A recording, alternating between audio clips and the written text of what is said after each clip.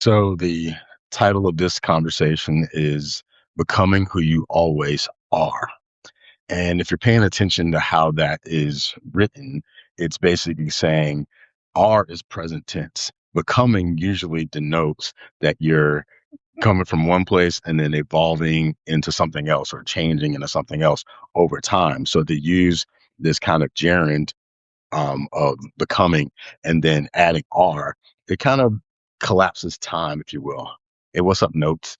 So, what I mean by becoming what you always are. So, last night I had this nightmare, and all of my life I've had very deep, intense dreams. Sometimes they're like super awesome, I can fly and all kinds of stuff dreams. And sometimes I have these like nightmares, which I had a nightmare last week and other things. But I've come to the point where I see these dreams as my subconscious mind kind of doing some work while I'm asleep to help me pay attention to things so that when I wake up, I'm that much more clear on the trajectory of my life and the way that I want to go. So last night, I had this nightmare that I was still married to one of my exes, which is funny. But I've had nightmares like that before. And sometimes in those nightmares, I remember my life now inside the dream. And I'll say, hold up, what happened to my wife or what happened to my kids or whatever the case may be. And so last night, I won't get into the details of the dream. Just needless to say, the person that I was in the dream with my ex was a person I would not like today. I was like, this guy sucks. And it was myself, but I could not stand who I was in that relationship, in that dream. And I, in the dream, screamed, I don't want this. I don't want this. I don't want this. And I got this sense that if I was very present with that reality and that I just like straight up deleted that possibility, it would go away. And so I deleted that possibility in my dream and then woke up and I was in the bed next to my wife that I'm with now. And I thought about that and I said, wow, I wonder if that was one of the versions of my life that I could have had. And there was an experience that my ex and I had that I wished never happened. I don't feel ready to go into it in this conversation, but needless to say, in the dream, that event that precipitated our breakup never happened. And so we stayed together and it was worse. And so I said, wow, this sucks. But what I woke up with was this awareness that the person that I am now is the person that I've always wanted to be, and it's the person that I've always been ever since I was a child. But sometimes we go through these experiences in life that kind of give us permission to be who we already are. Sometimes we find permission to be who we already are because of some kind of negative experience, like what happened in the relationship with my ex or my brother passing or different situations of growing up. And I can kind of create a narrative of how I became this way. But the truth is, I've always been this way. I've just had experiences that kind of unlocked parts of myself, things that put up this wall and I said, enough and no more. Like, for example, the piece that I just wrote called Grieving My Religion Part Two is something that took a lot of years for me to kind of create.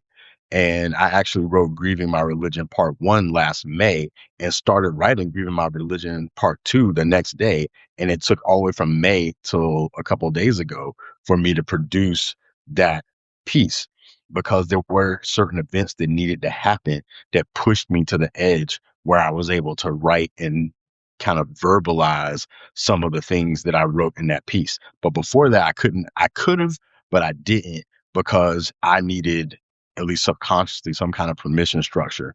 And some of the permission structure, unfortunately, was my brother dying and some of the things that I heard from people from my former evangelical worldview folks say some stuff that I said, good Lord, I'm done with these fools. And so that's what it took. I wish it didn't take that, but it did take that. And but at the same time, the person that emerged through that writing has always been me. I've always been open-minded. I've always believed that we have been created in how we want to use that word in consciousness, in a way that we can live fully awakened, realized beings, liberated beings, regardless of what history tells us, regardless of what our family tells us, regardless of what systems tell us, that we are deeply in alignment with the reality of whatever we think God is. And so I've felt that ever since I was a little kid, but I have never been in many places where I could talk about that openly without people bringing up some old time religion stuff or some fear, some superstition, or what are those kinds of things. And so I've always been trying to figure out how to articulate it. And as I've gotten older, and some things that come with getting older is not giving a crap. And I never really did give a crap, but I also was trying to be respectful of where other people were. But now, the climate that we're in as a society, I've seen so many people that come from the traditions that I was exposed to as a child who have shown their asses in such a way that I can't sit there and just like respect something like what they're putting out there. So then, of course, I'm going to be able to now say things on the other end of the spectrum because the context is such that I can say what I already was thinking. So, hence becoming who you always are. But it's not just on a surface level of from a narrative perspective, being able to live into the reality of who we are. There's also a deeper knowing of who we are. And I think that most of us suspect that there's something greater to us than we've been taught. Most of us suspect that we are worthy of the love that we sometimes have not experienced in this life. And I'll point out to you how I know that. So I was telling, I think it was my wife or somebody a couple of days ago, how you can't be upset for a person not showing you love unless you know what it feels like to be shown love. Somewhere inside of you, you have to know what it's like to be worthy of love. And then when somebody doesn't give you what you inherently know you're worth, then you get disappointed. But you're only disappointed because you know better somehow. Somehow, in a way that you might not be able to articulate, express, or remember, there is an awareness that you are worthy of love. Even very, very shitty people, which there are many, don't like the thought of being seen as a shitty person because they know what a better person is, and they know that that better person is within them somewhere, that there's a possibility for them to become that better person, whether they're practicing or not. They know it's in there. That's why when somebody tells them, look at your behavior, look at how you're acting, you're not great, they feel some kind of way. It's because they inside of themselves know what a better person would do, what a cooler person would do, what a more conscious person would do.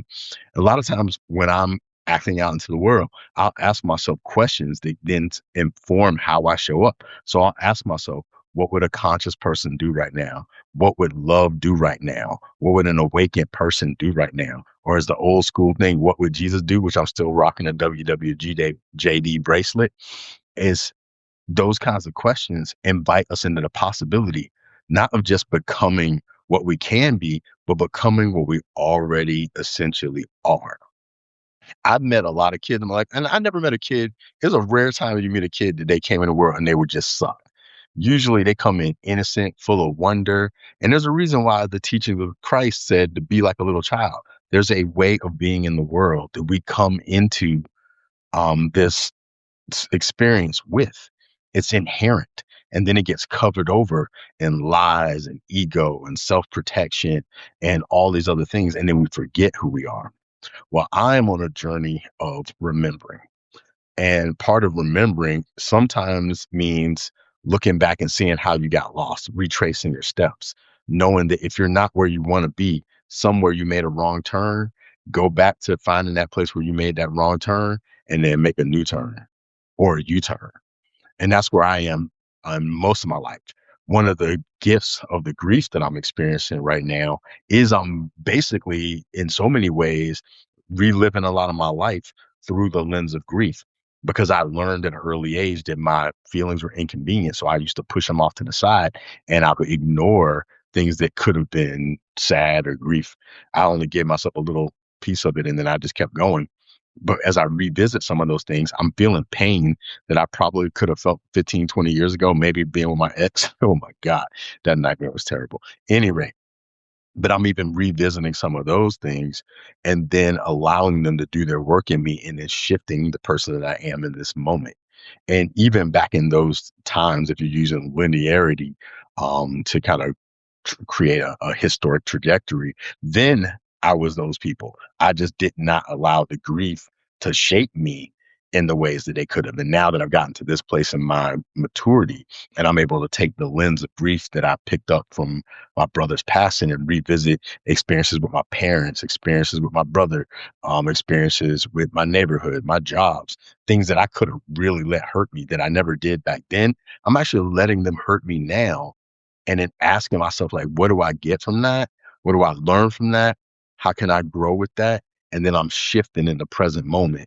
And it's actually collapsing time and helping me to accelerate the becoming that I always have been, if that makes sense. It's kind of like a lot of all over the place language. And since we don't have direct feedback, I don't know if it makes sense, but it makes sense to me.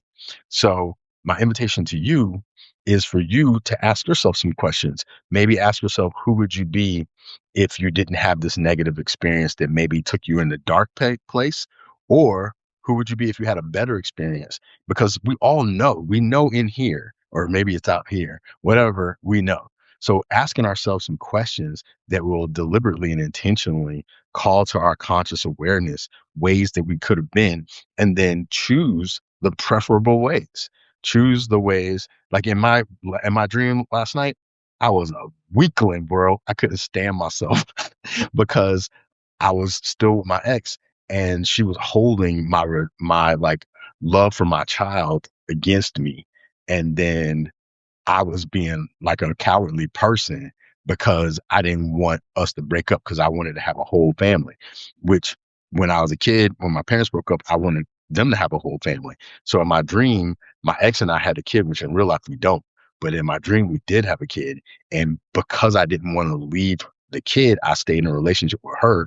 And then we had a terrible relationship, like very terrible relationship. And I was like suffering terribly in this dream. Thank heavenly whatever that was not real life. But you see what I mean? Like there's certain experiences that can happen that can shape you, but you can witness it and and look at it in a new way and then change now. There's so many people right now that are stuck in all these loops and all these like old ways of being, these tired ways of expressing themselves. And we feel like we can't change unless somebody else changes or somebody apologizes or forgives us. But we have everything we need within us to reimagine our lives moment by moment and to live a life that more closely mirrors who you always are, who you've always been, which is a glorious, radiant child of creation. You might not get told that enough, but truthfully, I'm telling you, I believe that all things are connected, period. Doesn't matter what it is, all things are connected. And so if we're able to draw from the intelligence of everything that's connected, we as individuals become individual expressions of the fullness of all of life. Now, I don't know if that makes sense, but let's just use a computer as an example. Your computer has access to the internet, or I'm assuming it does. So if you have access to the internet in your computer, then you can look up almost anything, get access to the things that you choose with your conscious mind to look up and make better decisions, learn new things. You have access to not all the world's knowledge, but a buttload of the world's knowledge at your fingertips, and you can use it in real time. You can integrate the information that you pick up from this world wide web and integrate that into your life and make decisions from that awareness. If you're willing to put in the work and look stuff up and figure things out, then you can do that. Now, if you use your awareness and the internet to only look up something stupid that you're just going to look up all the time and keep your brain trapped in a silo of limited information, when you have exposure to the entire known world almost, and you don't try to explore more than what your little silo life has given you, then you're wasting your access to that technology. The same is true for yourself. Yourself, your consciousness is the most highest, supremest technology on the earth that through which you can access this other information and learn things and do amazing things and be curious about stuff. We all can do it. We all have access to it. Most of us are just lazy as F, and we keep repeating the same habits and patterns even when we get new technology, or because we have connections to people who don't want to grow or don't want to expand. And we feel like if we grow and expand, then somehow we're damaging the relationship. It's not true. It's a lie, but we believe it. But we don't have to do that. And the same is with this mind, man. through stillness and meditation, prayer, reflection, reading, learning, trying to integrate what you read and learn, you can change your life in an instant. Always, always, always. You can change your life at any point in time. And it's just a decision away. And it's just allowing yourself to experience yourself in a new way, experiencing yourself as connected to everything, and to use that information to embody a whole new way of being. And it's literally, you can use, like I said, you can use your phone as a metaphor, your computer, whatever the case may be, because we all have access to this knowledge. But with or without access to that knowledge, you have access to the world around you. You can look at nature and see how nature works and integrate how nature works into the way you show up into the world. You can look at your children. You can look at animals. I mean, there's so many things. There's so much here that we have access to through consciousness that we could reshape our lives, shape our lives, remold our lives. We just don't know it because we don't put in the effort. We don't try. And a lot of times it's because of some crap that happened a long time ago that we can't let go of. So, that being said, my friends, becoming who you always are is as simple as a decision that you can make right now. I am making that decision. I have made that decision. It's the only decision I ever could have made, and it's the decision that I have made, and I'm sharing it with you. And I welcome you on this journey. It's going to mean sometimes letting go of things that you might have been holding on to for a long time. That's why I'm openly grieving my religion, because as much as I learned from Christianity and I super, super still am into Jesus and will never stop being into Jesus, I'm not into Christians, or at least the kind of Christians that come out here supporting some crazy crap.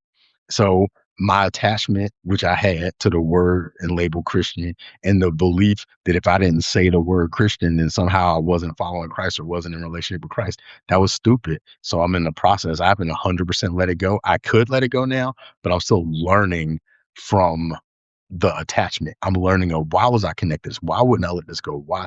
But that's just for my edification, so that when I'm done, I will have learned as much as I could have learned, both from the good and from the bad. And we all have access to that. So at any rate, I probably said enough. I appreciate you, Notes, for being here. Notes from the Dragon's Nest. Maybe we can do a live one of these days. I'm going to try to do more lives with other people and other folks who check this out later. I look forward to being on this journey with you. Or if how I am does not go with what you want to do with your life or how you want to be or who you're in the process of becoming, then I wish you well on your journey. Peace to all of y'all, and have a great day.